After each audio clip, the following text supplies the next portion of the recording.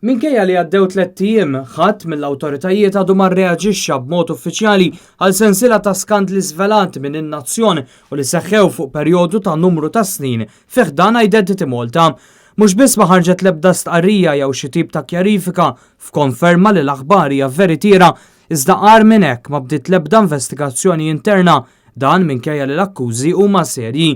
Fil-fatt, in-nazzjon irrapporta kliem ta' ex impjegati u ħaddiema li għadhom jaħdmu fih dan Identity Malta u li kkonfermaw kif għal perjodu ta' xhur irċivew numru ta' allowances irregolari biex jalqulhom ħalqhom u ma jitkellmu ma' ħadd dwar skandli interni.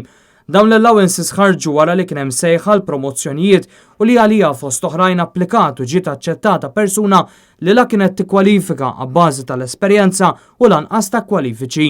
Meta lmentaw xi ħaddiema li bħalu ma kinux jikkwalifikaw u baqgħu b'xejn, direttur ta' Identity Malta ħareġ dawn l-allowances irregolari.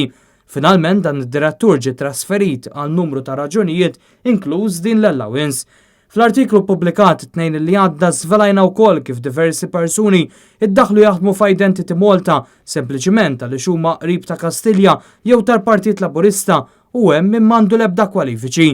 Żvelajna wkoll kif hemm min għandu saħħa interna kbira għaliex jiftaħar li huwa qrib il-politiċi tant li jidħol joħroġ mill-aġenzija meta jogħġbu mingħajr ma jippanċja u saħansitra ma jidħolx għax-xogħol bil-lif jew bis-sick leave mingħajr ma jafżal lil ħadd. Dan l-istazzjon jista' jikkonferma li l-unika reazzjoni interna kienet dik bejn il-persuni li saret referenza għalihom u li fil-kulturi ta' Identity Malta kienu qed jinformaw lil xulxin ġabuna fuq in-nazzjon.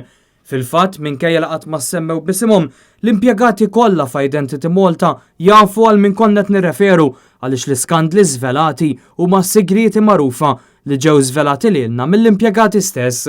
Jafu wkoll id-diretturi u l-prinċipali tal-istess impjegati iżda ftit li xejn hemm tama li se tittieħed xi azzjoni. Dan għal numru ta' raġunijiet fosthom li għal min qed nirreferu għandhom saħħa qawwija għaliex appoġġjanti minn nies qrib Kastilja u koll għaliex l-istess uffiċjali ta' Identity Malta huma ħbieb tal-istess persuni.